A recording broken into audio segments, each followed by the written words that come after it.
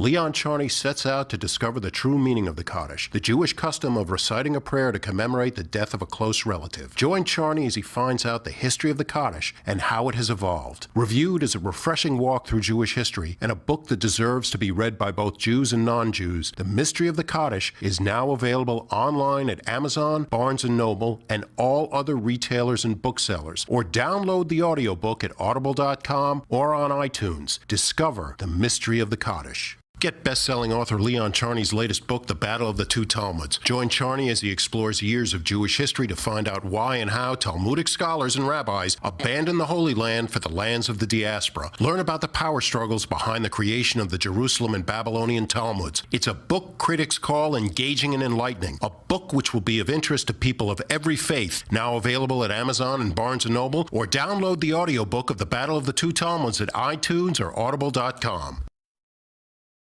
Why am I so excited and invigorated? Because I've just read a book called The Secret War Against the Jews.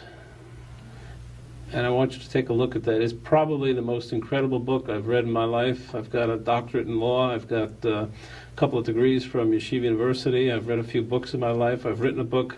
I have never read a book like this. So if you're tempted to understand why, stay tuned with us. You're going to meet John Loftus. And Mark Aarons is not with us, but these two men wrote a book and show you basically how the conspiracy of the United States in terms of special people who cared more about greed, oil, and banking double-crossed practically everybody in the world, starting from Jack Philby, who was the father of Kim Philby, to probably the present state. John, welcome to the show. Thank you, and thank you for those kind words. What a monumental task. It was monumental. We interviewed nearly 500 former intelligence officers from Great Britain, America, and other countries, and we asked them to tell us every dirty trick they'd ever pulled on the Jews. How dirty was it? In every war that Israel has fought, we've betrayed her intelligence secrets to the Arabs. We've systematically wiretapped every major Jewish organization in this country, and have kept a continuing surveillance program on Jews in American life, journalists, politicians. For the last 70 years, there's been a two-track policy. Publicly, the American people really love Israel and support it. But in private, behind the scenes, we have a totally different policy. And that's to give the Arabs whatever they want to get the oil. It's in our national interest to keep the oil flowing. And so secretly, privately, we betray Israel to the Arabs, because that's the price of keeping the oil going. How about latent or blatant anti-Semitism? More than latent, I actually saw documents in some of the top secret vaults where the State Department would warn Harry Truman to never let the Jews have their own country, because Israel would be a communist puppet state within 3 years. We knew all about the Holocaust. I saw intelligence records where we were keeping track of the number of Jews being killed week by week, and we were hiding it from the public and the American press. Now let me explain to the audience that this book is about 500 pages, but it's footnoted and annotated for credibility. All, what do you got, about 100 pages of footnotes here and credibility. So your statements have been checked for libel by St. Martin's Press, which is I checked yesterday, it's on the top 20 publishing houses in the United States, so they're not going to let you run out with a book and make sure it's not true. This man has spent 12 years of his life getting involved with this project, and finally the book has come out. It's a huge book. It's got to be a textbook for every American, for everybody in the world. Now, in May, we're going to go through every personality. John has broken his book up into 3 parts. What are the 3 parts, John? The first is the age of bigotry. We talk about how after World War I, there were a lot of covert operations jockeying for oil in the Middle East, and that had a real impact on Zionism, on Palestine, and it helped close the door. No Jews were allowed to go to Palestine, and they were trapped in Europe for the Holocaust. And the second? The age of greed, that after World War II, we still kept up our covert deals with the Arabs because we wanted to butter them up. The Americans wanted to keep some Arab states friendly to us so our oil companies could get in. The British had their oil companies, the French had theirs, and the Israelis were expendable. And the third part? The age of stupidity. In modern times, the Bush and Reagan administration launched some of the dumbest programs, and it was 90% stupidity, 10% conspiracy. We actually had terrorists on the White House payroll because no one had done a security check. John, you have written other books where you've exposed things about the Vatican. First, let me point out to John, that he's not Jewish. You could tell by his accent, he's a Bostonian. He's a good Irish Catholic, I'm sure. Maybe the Vatican won't love him after this. I'm not sure about that.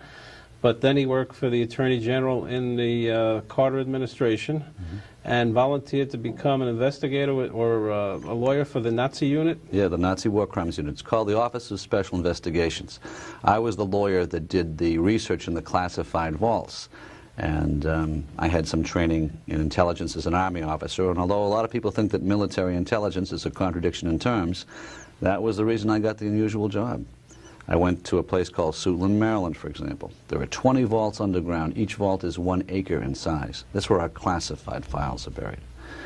And because of the unusual level of clearances I had, many levels above top secret, I was able, for the first time in 50 years, someone was able to sit and browse through all the classified records on the Holocaust and on Nazis. And it was shocking. I found that many of the Nazis I'd been assigned to prosecute were already on the government payroll. United States government. Yep. So I got a little thick-headed and I asked the CIA for permission to blow the whistle on 60 Minutes. And that was the first time I was allowed to speak in public. So you did a piece with Mike Wallace on 60 Minutes? Oh, yeah, it was fun. When it aired in 1982, it caused an uproar. Congress demanded an investigation. Mike Wallace got the Emmy Award, and my family got the death threats. It was a great trade-off. Reading the book, I mean, I was stirred. I was angry. That's what happened when I read the book. I felt betrayed, not only because I'm a Jew, but because I'm an American. Yeah. I don't want to give away all the names now because we're going to save it for the four-part series, but the Dulles brothers certainly not going to get Zionist awards, are they? No, no. It's a sad story, but people need to hear it. I think that 1/3 of modern history was classified, that we hid some of the shameful things we did for greed, for stupidity, for money. We buried those in the vaults. And it's a book, I think, that's tells as much about how American intelligence really functions as it does about Israel. It's more than a book about Jewish history. Although in many ways, this is the first time that the whole history of how Israel came into being has ever been written. Basically, you say in your book, and everyone should hear this, that because Ben-Gurion was a clever guy and was able to blackmail, quote, blackmail, certain highly influential political figures in the world, Palestine became the state of Israel. Yeah, it was, didn't you ever wonder how the Zionists were able to get 2/3 of the countries in the world to vote for the creation of a Jewish state? They didn't do it to be nice. Ben-Gurion gave them no choice. He's got a great story about that with a fella that we all know and we're not going to like after this book called Nelson Rockefeller. Yeah. He was on the payroll. And you can understand it. Standard Oil was John J. Rockefeller, and oil interests come before a lot of humanity, which John points out in his book. John, you're going to get criticized or you're going to get harangued by this.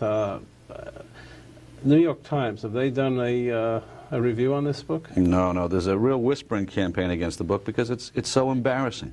It's been front page news in Britain, Israel, and Australia, and the New York Times won't run a story on it. Do you know why?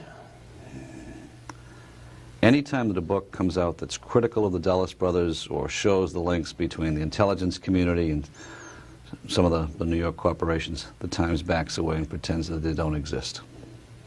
I'll tell you one thing he did clear up for me. I was working for the United States Senate in 1973 for Senator Hartke, and the United States, Mr. Kissinger and Mr. Schlesinger were waiting to arm Israel. Israel was in a desperate state, really desperate. I personally worked on that mission. And the man that you pointed out that was the hero was Al Haig. Oh yeah, people have always given credit to Henry Kissinger for saving Israel in the '73 war.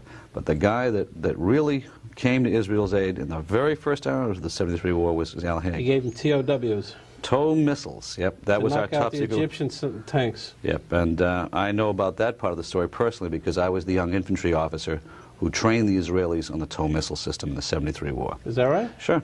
I was the guy in Fort Benning, Georgia. I met the CIA plane, and we had the 40 field grade commanders, and we hid them in the OCS barracks and gave them a quick training. Then we stripped every TOW missile we had of the east coast of the U.S. and from Germany and sent them to Israel. As Oliver North later discovered, you can pack a lot of TOW missiles into one aircraft. So, and they got to Israel just in time. Would you be insulted and appalled if Oliver North became a senator? You know, I'm one of the few Democrats out there that was rooting for Oliver North to get elected, because we had all the material ready for his impeachment. I wanted him to put his neck in the noose. That was the last legal forum we could get him for a perjury charge. The CIA, you term a lot of your sources old spies. Yeah, retired former intelligence officers. Do they want to talk? They want to get it out of their system? Yeah, a lot of them have never been able to talk before. But this is now the 4th book I've done about intelligence operations, and here's the deal. They can talk to me under the attorney-client privilege, and I'll keep their identities anonymous.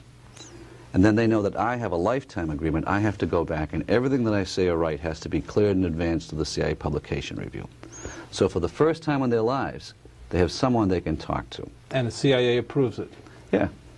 So the CIA has read your book? Yeah, every book I've ever written has been cleared for publication by CIA. Doesn't mean they endorse my conclusions. It means that they've taken material out. Did they take a lot of stuff out? On this one, they were very, very nice. There was only a few items of censorship. Is that because Clinton just came into power? Yeah, there was a staggering change. During the Reagan administration, for example, I was told point blank I could not write about the program where we used the British Secret Service to bug American citizens without search warrants. This is an amazing story. I mean, what happens in the United States is that there's a secret coding place that has a British soldier or CIA or M16 guy there. He bugs the whole universe here in the United States, sends it back to England, and the United States has the same thing in England, so each one is not violating the criminal laws of the state. It's really cute, and both sides can claim to their own governments, we're not spying on our own citizens, and then they're swapping the information. And it's a very sophisticated thing. We can. Is this still going on today? Yeah. Yeah, the technology remains. See, you have to understand how the technology works. Every time you make a long-distance call in the U.S., it goes through a microwave tower. All telephone calls are automatically recorded. Then we target the computer to pick out the sound of your voice and sort those calls out. It's the vacuum cleaner approach. We can even tell the computer to target for anyone who speaks certain words, and they'll look for those words in all the conversations. We can listen to conversations in your home from a telephone receiver that's hung up on the hook. No wonder I hear all that noise. You'll never hear this. This is sophisticated stuff. You won't know when you're being bugged. Well, during the days of Camp David, I always used to hear a drizzle through my phone. I don't think it was the girlfriends, I got to tell you, at one point, exactly at that time, Jim Angleton and CIA was keeping an index of all Jews in the U.S. government and rating them on their index of Jewishness. Can you get my card? Oh, you should file a Privacy Act request. I think you'd find some interesting things. Jim Angleton, by the way, was head of the Israeli desk for the CIA for 30 years. Most Israelis thought that he was the best friend of Israel because he was spoon-feeding him everything they needed to have. What John points out in his book is actually he was basically a virile anti-Semitic guy who was being blackmailed, and had all the goods on him, and he had to be this friendly spy for, what do you call it, for the Israelis. It's an amazing story, and it's really not funny. And then all of a sudden they started to move him around, and the Israeli desk was changed a little bit. But it's incredible. I mean, they had the goods on him. So what you really point out is that the Israelis, even in the Palmach days, pre-Palestinian days, really had a good a sort of intelligence service. They were tracking all the time, and that's what saved their lives. Oh, yeah. The early Zionists had volunteers from all around the world that came together for one cause. Out of the ashes of the Holocaust, they wanted to build a nation. And despite all the odds, they succeeded. But to this day, even most Israelis don't know the sacrifices that were made and the price that was paid to build that nation. The cooperation of the Israelis was forthcoming also? Were you able to get much out of them? I did a lot of interviews, but actually several people in the government of Israel asked me not to write this book. Why? Well, they didn't want to damage their intelligence relations with the Americans. They didn't deny that it was true, they just didn't want it in public. And I said, I didn't think their relationships could be any worse. And I'm an Irish Catholic, I'm an American citizen, and I'm free to write what I want. This is a book where I interviewed American intelligence officers and asked them what they did to Israel. It's not a book about Israeli intelligence. It's about what we did to Israel behind its back. Do you think it continues today? Oh, yeah. I mean, twice a year we have an intelligence sharing agreement where we systematically betray all of Israel's secrets to Egypt and Saudi Arabia. Today? Yeah. Oh, it's been going on every year. It's part of a formal intelligence protocol. Can't they skip a year? Maybe they're tired? They got to go on, huh? No, this was one of the little fringe benefits we added on in secret. Have there ever been cases where American Jews have spied on Israel? Yes. In large numbers. Really? Yeah, quite systematically. Wow. Not just spying on Israel. We've broken all your codes. We can listen to any phone conversation in the country. And even we betray your secrets in wartime to the Arabs. Staggering. We got to cut for a commercial break, and probably it'll be either Cholent from the 2nd Avenue Delicatessen or Plant a Tree with the Jewish National Fund. But this is unbelievable, this book, and you've got to believe it. It's credible, it's footnoted, it's annotated, it's passed 2 libel laws in the CIA. We'll be right back after commercial break. We're not going to give you most of this book today, so be in tension for a while. He was for 14 years. You can take it for a few months, weeks maybe. We'll be back. In modern Middle East history, only one peace treaty has stood the test of time, the 1978 Camp David Accord. In the new documentary film, Backdoor Channels, The Price of Peace, learn the true story behind the greatest diplomatic achievement of our time and its lessons for the future. The price of peace is very high. To have this courageous man and my close friend killed. Winner of the Telly Award for Best Cultural Program. Now available at select stores including Barnes & Noble and online at Amazon.com. Now get the book the hit movie was based on, Leon Charney's Backdoor Channels. Learn about the backdoor channel negotiations that led to the historic 1978 Israeli-Egyptian peace treaty. Become a witness to history and order Backdoor Channels online at Amazon or Barnes & Noble. Also available at all other retailers and booksellers. Or download the audiobook at iTunes or Audible.com. Relive history. Order Backdoor Channels. Leon Charney sets out to discover the true meaning of the Kaddish, the Jewish custom of reciting a prayer to commemorate the death of a close relative. Join Charney as he finds out the history of the Kaddish and how it has evolved. Reviewed as a refreshing walk through Jewish history and a book that deserves to be read by both Jews and non-Jews, The Mystery of the Kaddish is now available online at Amazon, Barnes & Noble, and all other retailers and booksellers. Or download the audiobook at Audible.com or on iTunes. Discover the mystery of the Kaddish. Get best-selling author Leon Charney's latest book, The Battle of the Two Talmuds. Join Charney as he explores years of Jewish history to find out why and how Talmudic scholars and rabbis abandoned the Holy Land for the lands of the diaspora. Learn about the power struggles behind the creation of the Jerusalem and Babylonian Talmuds. It's a book critics call engaging and enlightening. A book which will be of interest to people of every faith. Now available at Amazon and Barnes & Noble, or download the audiobook of The Battle of the Two Talmuds at iTunes or Audible.com. We're back. I'm speaking with John Loftus, who's written The Secret War Against the Jews. I tell you that it's the most incredible book that I've read my whole lifetime, and I've read a few. And we are going to do a 4-part series with John, going practically page by page, because he's mentioning names here that will make your head stand up and sweat. You really won't believe what he tells you here. Let me give you a rundown of some of the people. This is the Queen of England. This is Stalin. This is Eisenhower. This is de Gaulle when he was young. JFK, he comes out pretty good in the book, though.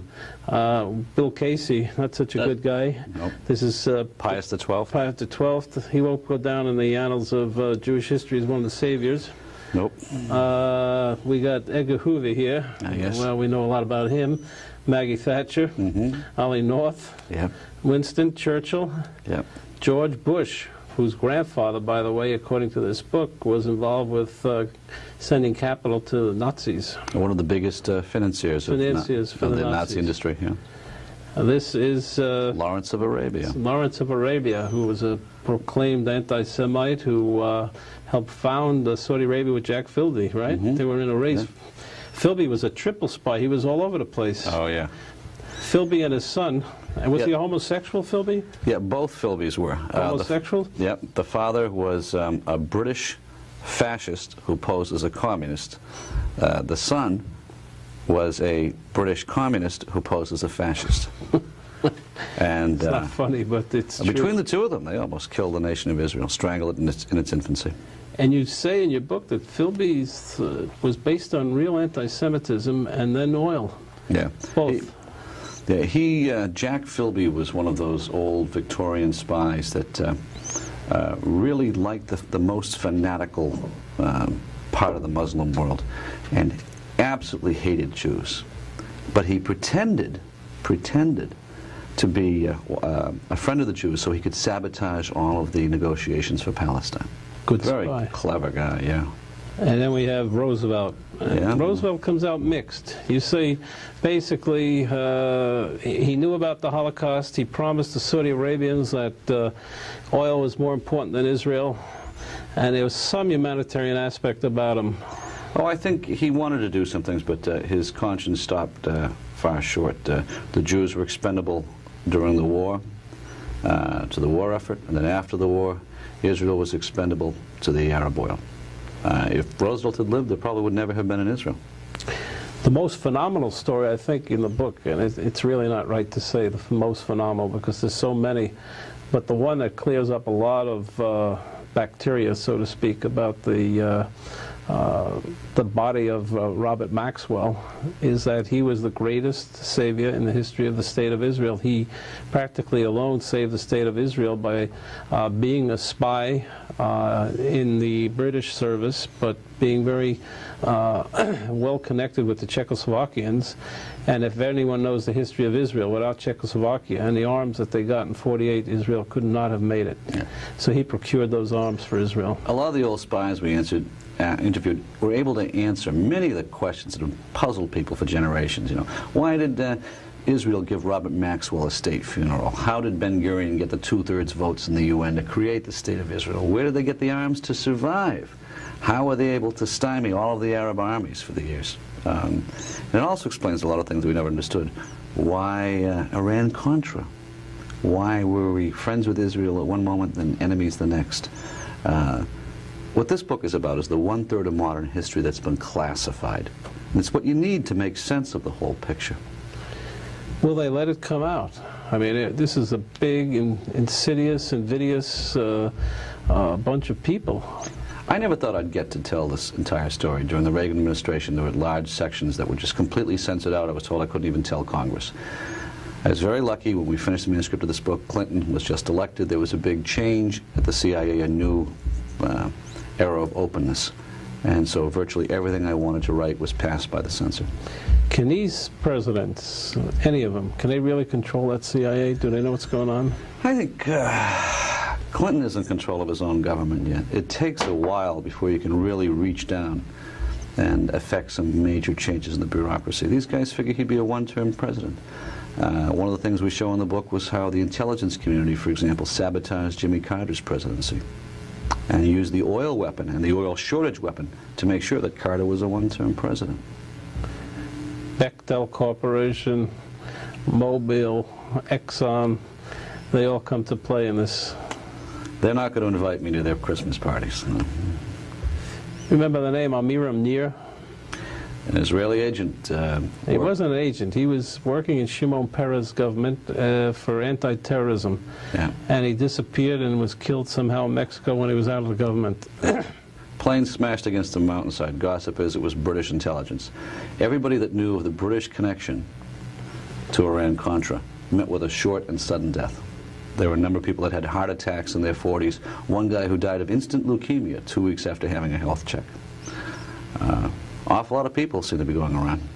By the way, you bring out in your book that basically M16, which is the CIA of Or MI6, or MI6, yeah. they spy against the United States spies in Britain, everybody's spying against everybody.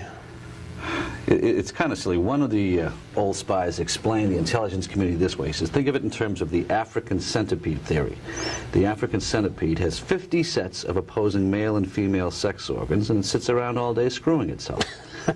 Maybe a little vulgar, but I think it's a very apt analogy that these guys spent as much time spying on each other as they did on the Russians. It was, I don't know what scared me more, that 1% of the intelligence community could be so corrupt as to sell our national secrets for profit, or that the other 99% were too incompetent to catch them. Don't get me wrong, most of the people I met in CIA and in British intelligence were really decent people. But it only took a small handful of people like Bill Casey or Alan Dulles to prostitute. Were they ashamed of where they worked, these old spies? No, they weren't ashamed of where they worked. Most of them were very proud of having worked with CIA. They were disgusted at what the political appointees did.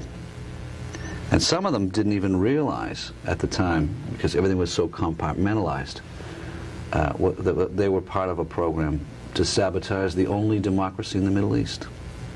You point out in your book that the Republican Party, in order to elect Richard Nixon, had a special unit for ethnic divisions or something like that, and it was mostly made up of ex-Nazis? Yeah, people aren't going to, this is starting to sound like a Looney Tunes show, but we actually found an Australian intelligence document where Nixon's State Department said, yeah, we know where the Nazis are in America, but they're useful to get out the ethnic vote in 5 key states. If you're shocked, you should be. I'm doubly shocked. We're not going to tell you anything more about this. You're going to follow this. We're going to begin in May. We're going to go for 4 weeks straight. And John Loftus and I will do a very special month of May for you to show you what really happened in the world and the intelligence community. We'll begin with Jack Philby, who really was one of the founders of Saudi Arabia, and we'll bring you up to date to Clinton and Pollard. What do you think about Pollard? He really got hurt there, huh? He was jerked around in a sense, wasn't he? Sure. I'll tell you that 90% of the stuff you've heard about Jonathan Pollard is false. It wasn't until his father read our book and went down to show it to Jonathan that they realized why Jonathan was buried alive in federal prison. It's a very complex idea, but we've got to put it together in a very strong, incredible way so you can understand it. It's a very complex situation, and you've got to draw diagrams. Galen, who was an old Nazi, became head of the West Germany CIA, so to speak. Yep. The Nazis were running all over the place, but you know, something that always bothered me is how come the Israeli government never pursued more Nazis other than Adolf Eichmann? And I learned from John's book why. So tune in and we'll tell you. In modern Middle East history, only one peace treaty has stood the test of time, the 1978 Camp David Accord. In the new documentary film, Backdoor Channels, The Price of Peace, learn the true story behind the greatest diplomatic achievement of our time and its lessons for the future. The price of peace is very high. To have this courageous man and my close friend killed. Winner of the Telly Award for Best Cultural Program. Now available at select stores including Barnes & Noble and online at Amazon.com. Now get the book the hit movie was based on, Leon Charney's Backdoor Channels. Learn about the backdoor channel negotiations that led to the historic 1978 Israeli-Egyptian peace treaty. Become a witness to history and order Backdoor Channels online at Amazon or Barnes & Noble. Also available at all other retailers and booksellers. Or download the audiobook at iTunes or Audible.com. Relive history. Order Backdoor Channels. Leon Charney sets out to discover the true meaning of the Kaddish, the Jewish custom of reciting a prayer to commemorate the death of a close relative. Join Charney as he finds out the history of the Kaddish and how it has evolved. Reviewed as a refreshing walk through Jewish history and a book that deserves to be read by both Jews and non-Jews, The Mystery of the Kaddish is now available online at Amazon, Barnes & Noble, and all other retailers and booksellers. Or download the audiobook at Audible.com or on iTunes. Discover the mystery of the Kaddish. Get best-selling author Leon Charney's latest book, The Battle of the Two Talmuds. Join Charney as he explores years of Jewish history to find out why and how Talmudic scholars and rabbis abandoned the Holy Land for the lands of the diaspora. Learn about the power struggles behind the creation of the Jerusalem and Babylonian Talmuds. It's a book critics call engaging and enlightening. A book which will be of interest to people of every faith. Now available at Amazon and Barnes & Noble, or download the audiobook of The Battle of the Two Talmuds at iTunes or Audible.com.